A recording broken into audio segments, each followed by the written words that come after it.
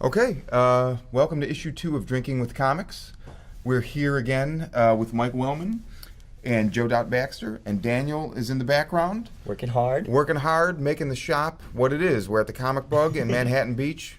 I'll reiterate, it's the best shop probably in California, at least in Southern California, definitely in the Los Angeles area. And we're going to do some drinking, and we're going to talk about some comics. So, now. What is the beverage tonight? So tonight, Joe, I'm going to open, where's that church key? Oh, it's right there. I'm going to open yours, Joe, and I'll hand it to you. I did not bring And Joe represents the viewer at home. Yes, exactly. So, you may never there you see go, that's Joe. to the viewer. You may never see him. His identity may never be revealed. He may be sitting right next to you because this is pre-recorded. He may be you. Could happen. So what we're drinking tonight is from my hometown, Chicago. This is Goose Island Beer. This is their 10 Hills Pale Ale. I believe it's a seasonal. Goose Island is the brewery. It started in 1988 in Chicago. Remained fiercely independent and local for 2 decades or something. And in, I think it was 2011, 2012, they sold a controlling portion of their company to Anheuser-Busch, which is, it's not necessarily a good thing. However, they retain, their brewmaster retains his position, and their local restaurants, which are awesome, retain autonomy.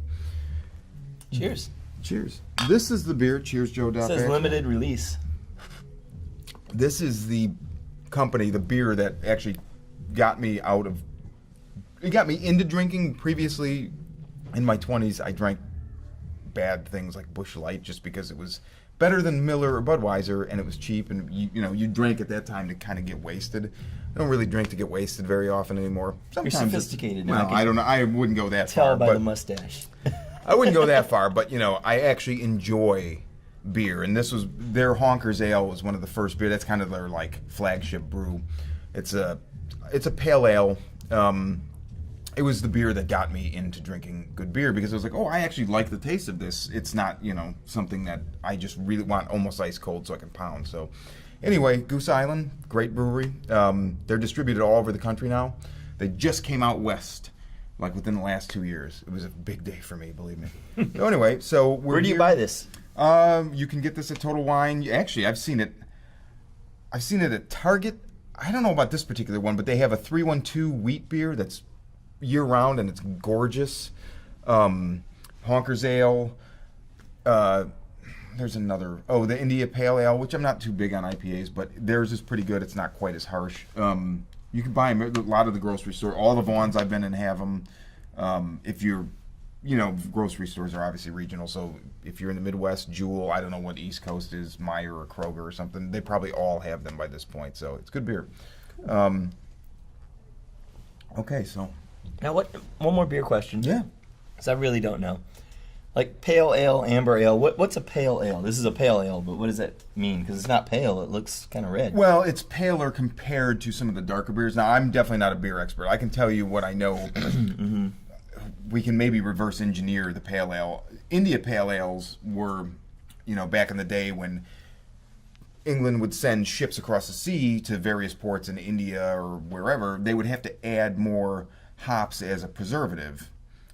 So if you have an India Pale Ale, it's a lot harsher on the tongue because there's more hops. Depending, certain people really do well with the crafting. And Bevmo. Is that Osmodiard? Who's Osmodiard? Remember that little green guy that used to follow you around? Oh no, that was Fred Flintstone. No, that wasn't you. I'm that sorry. wasn't me. He made a noise like that. He would appear and he'd be like, George Jetson. You want me to kill your neighbor or whatever? I don't know. Anyway, so pale ale, it's maybe more hops. I don't know. Again, and a lot of this stuff has been explained to me by friends I have that are really, really into the brewing and stuff like that. Mm-hmm. But usually it's explained to me after I've had a considerable amount of beer. You have to get as drunk as you were when you learned something in order to recall exactly. That's. Yeah. I'll ask you later. Okay. So today we wanted to basically do a thing where we start out by talking about the books that we're most looking forward to in 2014. There's a bunch of stuff coming out. I'm going to pause the drink for a moment. we are filming as the store is still open, so you'll notice there's some. Well, you probably will not see customers, but there's some people on the phone kibitzing about. So commerce, it's happening. Commerce, Keeps exactly. the lights on. Well, again, this show is amazing. I mean, this store is amazing. The show. Well, the show we're aiming for amazing. I We'll don't see know what if we're we can do. amazing, yes, Awesome. but we're aiming for it. But the shop is amazing. So, but we want to talk about what we're most looking forward to in 2014. So I thought I'd let Mike start it off and hit me, man. What are you looking forward I am really excited about from Marvel Comics. I'm gonna go really obscure here, right? to? All right, right. No, but Silver Surfer is probably one of the books I'm most looking forward to in 2014. It's going to be written by Dan Slott. It's going to be drawn by Mike Allred, and I think that's going to be a great combination. I mean, you know, there have been Silver Surfer comics. They never seem to succeed. You know, well, I guess one lasted like 150 issues. But I think a character like Silver Surfer, he's a bit of a philosopher, you know, has saved his planet and gave himself to Galactus and this and that. But here's some artwork. It just looks like it's going to be a lot of fun. There was an 8-page preview in Marvel Now .1, and I mean it seems like he's using the power cosmic for some new things now, like reverting to a human form, and there's a scene where he tries to grow hair. So I like my comics, you know, fun and light, and you know. I think we were talking about it last time with like Daredevil and Hawkeye, where each issue is a complete experience. Yep. And I hope we get that with Silver Surfer. I think we will. It looks like it's going to be great. And there's this Elektra looks really interesting too, but I don't know much about it yet. But I just like the covers so far. Elektra Assassin. Yeah, where was it? It's in here. Trust me. She's a pretty good There you go. character. Look at that. Isn't that cool? That is a cool cover. That's a cool cover. And then here's an interior page, and the artist is Michael Del Mundo, and I have to look into and see what else he's done. I recognize the name, but I can't place it. Yeah, but they're incorporating some Frank Miller stuff into it too. I don't know. It looks pretty cool. That's interesting. I think there's always been. Marvel's kind of always wanted to be able to take what Frank Miller did with the character and make more out of it and expand it into its own series. And I don't think it usually does that Who well. writes it? Not that the stories aren't good, but it just never seems to latch on. So she's kind of always like a guest in somebody else's book. It seems like I think she's in Thunderbolts right now. I've never read Thunderbolts. Yeah, I think you have to be wearing red to join Thunderbolts, so she qualified. I mean, Okay. even it's like the Red Hulk is in Thunderbolts, Oh. and I think Ghost Rider's red when he's in Thunderbolts. It's the most well-read book on the stands. Is it really? No, Oh, because it's red. There's Get the it? beer. Pun. All right. What are you looking forward to? Oh man. Well, number one, David Lapham Stray Bullets is coming back, and Stray Bullets is a book. Lapham originally put it out completely independently, like we were talking about with Terry Moore last week with Abstract Studios. Lapham and I believe his wife, her name escapes me at the moment, Maria. was his editor, I believe, at the time, and helped a lot with the company. And it was just him, and he just put this book out. And Stray Bullets is brilliant. It's a crime comic, but I feel like saying that in 2014, crime comic immediately evokes Brubaker's stuff. What's the other guy that writes the Rucka? Nothing wrong with those guys. Write awesome books. It's not quite the same thing. I don't really know how to sum up here what the difference is. I think with Stray Bullets, it's kind of like in Pulp Fiction, where you'll have a character. Pulp Fiction was divided into four segments, I think, and a character will be in the background in one story, and then the next story you find out, oh, he's got a dead hooker in his trunk, and he's the focus of the next issue, and he does that with he did it with Stray Bullets. Yeah. I don't know what the new series is going to be like, but that was really cool. You find out that this quiet guy with long hair in the corner is actually sent there to kill somebody. Yeah. And there's a lot of things that happen off the page, and you have to be really sharp.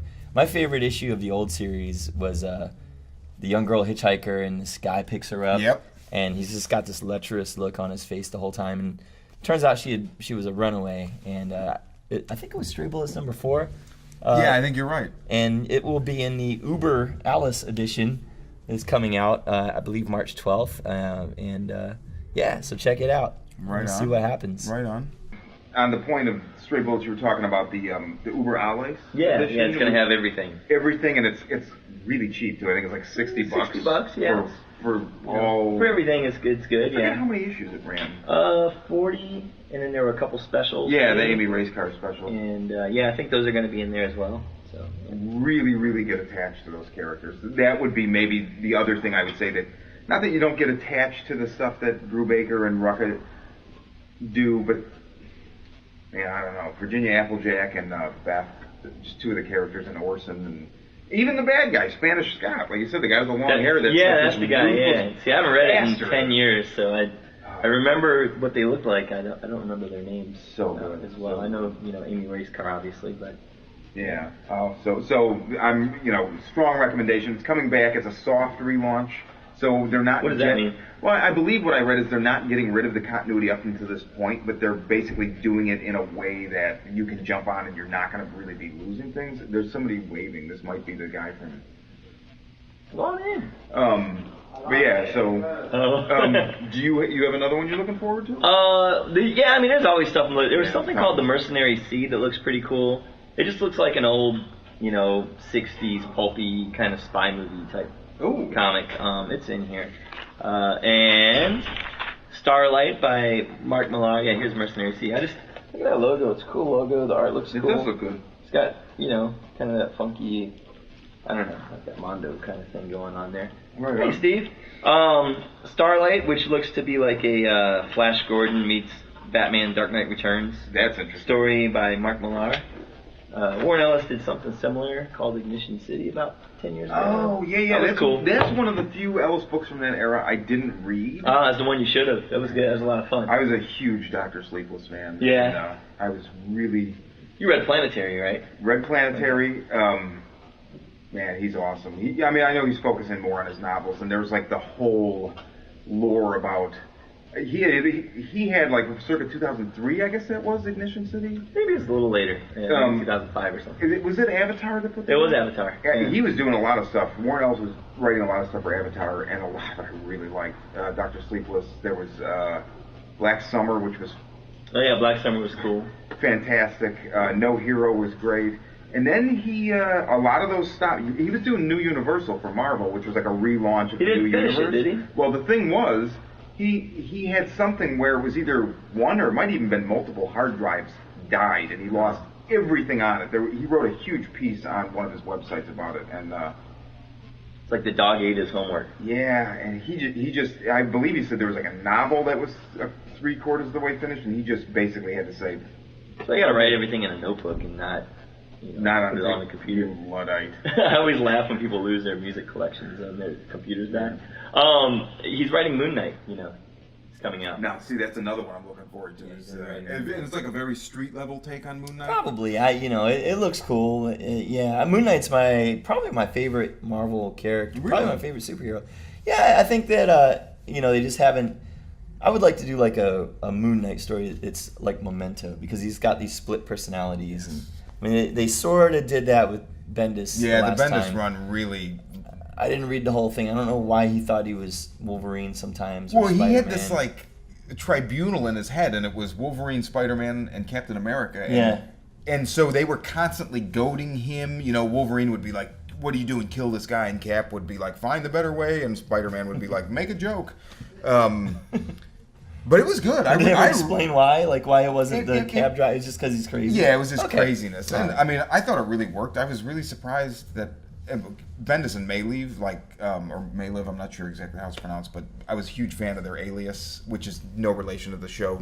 I've never seen the show. Nothing against it, just not that. Just not the same thing. The character's actually going to be, I believe, the character from Alias, Jessica Jones, is going to be the subject of a Netflix. Oh, that's they, right. They Yeah, inked they're that doing, deal like, where it's like Daredevil and all Netflix that is doing the 4 shows. Cool. Yeah, really looking forward to that. 2014 is going to be a banner year. Plus, it's the Comic Bug's 10th anniversary too. So. I will drink to that. Yeah, we're doing the CB10, which is probably I can't celebrate yet because it's a nightmare putting it together. Well, so I mean, Well, we'll tell you next episode. Okay, I get it. I mean, teaser. That's cool. It's just a But teaser. so- Yeah, no, it's a series of signings, but it's easier said than done. Let's put it that way. Right, I get that. So, cool. We're gonna have Steve Simon on the show from Geek Cred. Geek Cred? Geek Cred. What is it? Geek Cred. Geek Cred. Geek Cred series. So Greek Cred. Greek Cred? That's the Greek version Geek of the Cred. sneakers? He's gonna be coming on to talk about that. He does something on the show. You're going to interview him. Yeah, sure. Wow. Yeah, it's gonna be fancy. So stick around. Jute Magazine. Music, movies, comics, and culture. You get the idea. It's a worldly jump. So, we're back from a non-commercial break at Drinking with It Comics. was an amazing commercial break. It was good. amazing. It was not quite with the Super Bowl offers, but Better. maybe on par. That Pepsi commercial with all the dead Ewoks, that was nuts. Yeah. But the nip slip that happened, that commercial was Well, just Right? wait for the conservative right to I just didn't set know. fire to everything around them because of that. Anyway, I didn't know enough. that Obama had a pierced nipple, but Neither did I. yeah. Anyway, so I'm back with Steve Simon. Now, you notice, so Mike's not here right now. Tall. Steve is one of the producers of a new show called Geek Cred that's going to actually be filming in the Comic Bug. And I wanted to get them on. This is really last minute, so you have to excuse us. I literally just read about this maybe 4 days ago.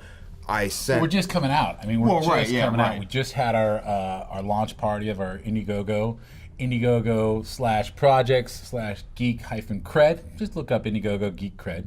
It'll work. To help us out there. We just did that last Wednesday. An amazing party. It was great. Yeah, I wanted to get them on, and again, last minute, but so you just had your Indiegogo launch. Just had the Indiegogo launch. Went really well. Had a lot of fun there. It's just that was great. Shooting here with such the great guys and being able to use the bug, a comic collector's comic store. Not like some of the other stores out there that are very pitchy or very. It's like Flash. This is you come in here and it's Yeah. like you talk comics. Yeah, right. And that's what's so great because that's our show. Our show is all about. It's as we like to say, made by geeks for geeks. Right on. Because That's very cool. it's not like the whole it's to have fun. Like you said, it's not making fun of. It's gonna be funny.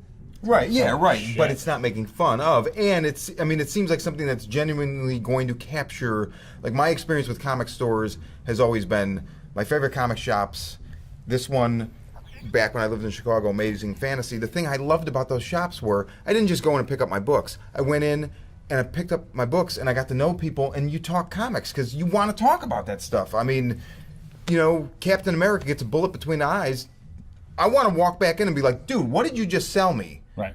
Amazing. Zorn is Magneto? Sorry, spoilers, but I mean, that Spider-Man's clone? What? Yeah, right, exactly. And now Ben he's Reilly. Doctor whatever. Yeah. I mean, it's, that's why I stick to the Vertigo titles. Sorry. Love Vertigo. Yeah. They've been a little light recently, but Yeah, but they've stuff. got some good stuff coming Yeah. back. But yeah, I mean, so this looks like a show that basically is trying to capture that and use that as a jumping off point. Well, it's taking the whole, this is a group of people who love comics. And what happens at your comic book store? What do you do in your comic store and what happens? And there's comedy there. It's definitely this. I mean, come on, we've got some great guys that are just gonna be so funny. I mean, the guy doing it is Daniel Beals, and he's created some good fun geek-based stuff. You check us out on our Facebook page of Geek Cred Series, and you'll see just a bunch of his stuff, and then the cast is great, and we got the neat thing is it's going to be made by comic creators. I mean, we've got a lot of companies involved with us. I heard that the members of the Team Youngblood are going to show up at some point It's and great. flex for everybody. It's and have their 7th rib. No, so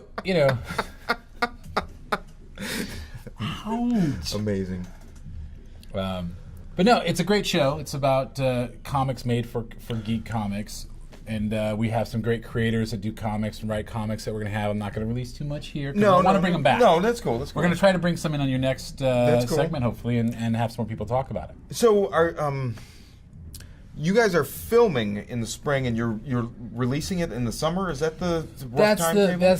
That's the hope. Our Indiegogo is doing well right now. What is it going to air on? Is it web-based? Is it? Right now it's web. We're going for web as the minimum, but we've got some other people we're talking to about it because it's unique, it's fun, all about the comic geek, about the comic store and the people that come to a comic book store. All right, well, Steve, I thank you very much for stopping by, and we'll No do this worries. again, and we'll do it with more of a lead-in, so it's not so like, hey, what are you doing right now? Come down here and talk about your thing. Whoa! Bring the girls next time. We don't. Yeah, no, and we will. We have Michelle Boyd as one of our characters. I don't want to say it too much, but you've already seen it. You go to our website again. You go to our Facebook page, geekcredseries.com. Geekcredseries.com.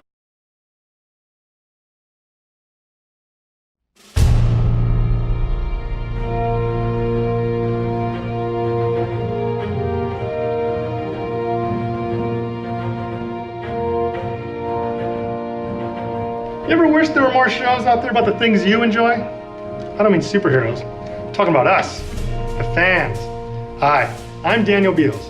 And back when I was growing up while all the other kids were out playing sports and involved in extracurricular activities, I was indoors making something of my life. I was watching television and reading comics like any sensible child. And then eventually I moved out here to Los Angeles and started working in film and television, and that led me to direct my own films. And that whole time I wondered, when was somebody going to make a show combining the two things that I loved? Well, I'm not going to wait for them anymore. I'm going to do it myself.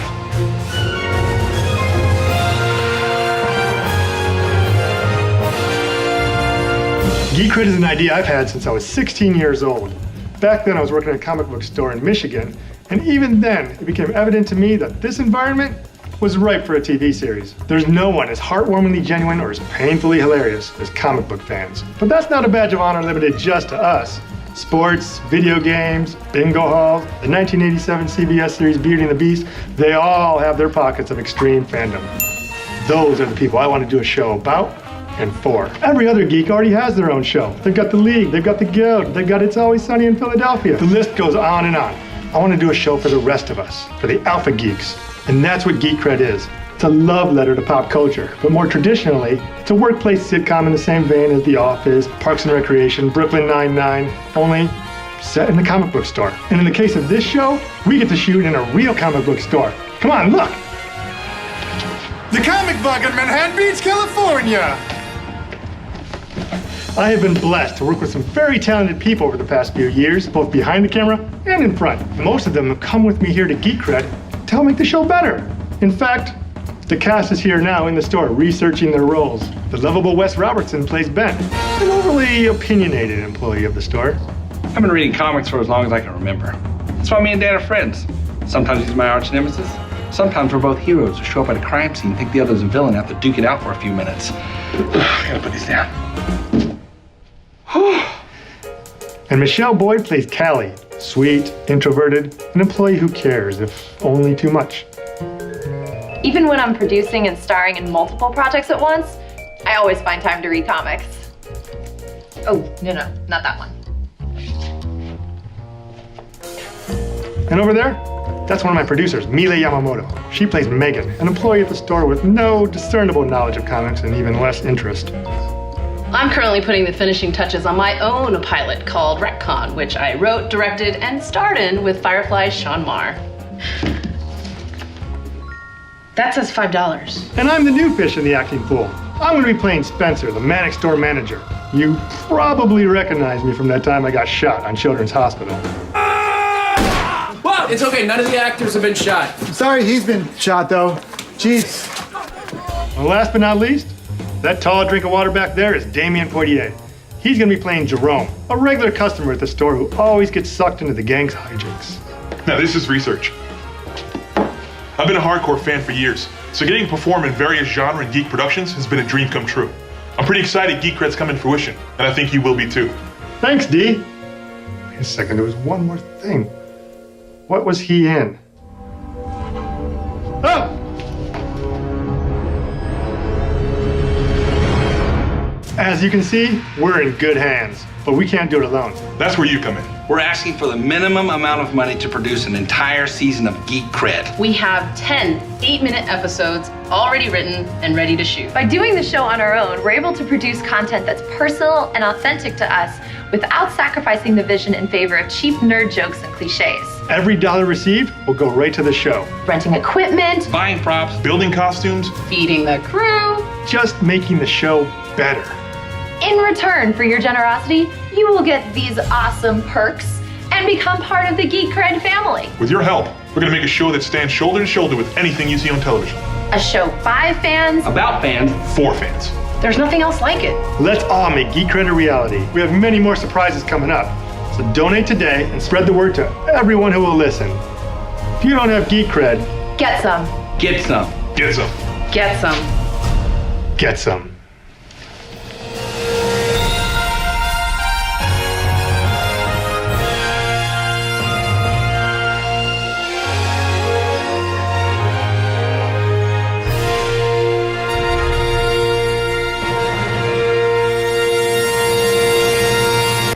Some books.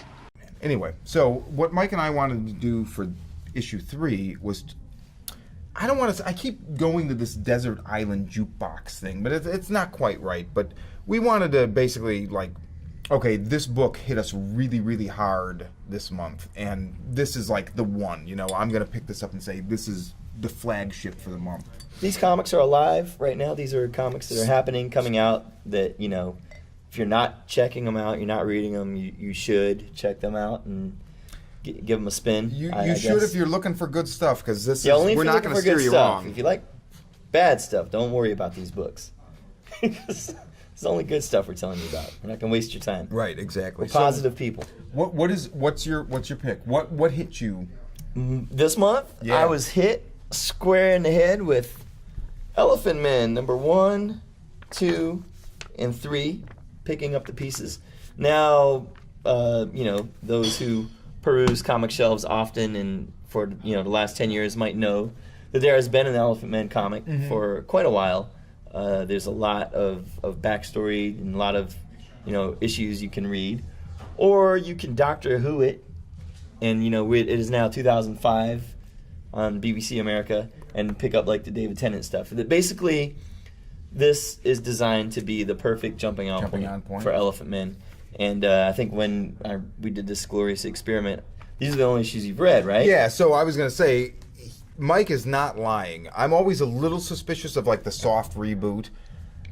Although it's, I mean, people have really been doing it well lately, and I've never read an Elephantmen. I've always been curious. If you've seen the book, and you probably have, it's a good-looking book. And I mean, there's just something about the Elephantmen. I mean, these large animal people.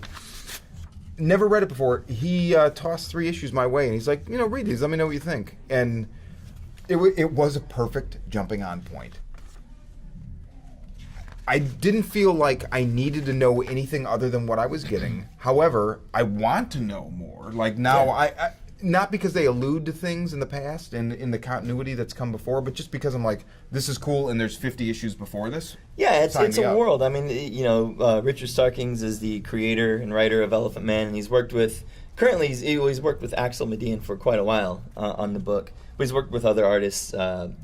Ladrone drew Hip Flask, which was the precursor sort of to Elephantmen, and there's a rich back history, but these characters also inhabit a very rich, very well thought out world too. It takes place in Los Angeles, in the not too distant that it's unrecognizable future. It's pretty distant though, isn't it? Like 20 something, but we're in the 2000s now, right? Are we? 22. Yeah, I guess it is a couple hundred years. All right. But it's not unrecognizable. It's a very good extrapolation. Hooters is still around. You haven't read that issue, but Hooters is still around in Richard Starkings Elephantmen future.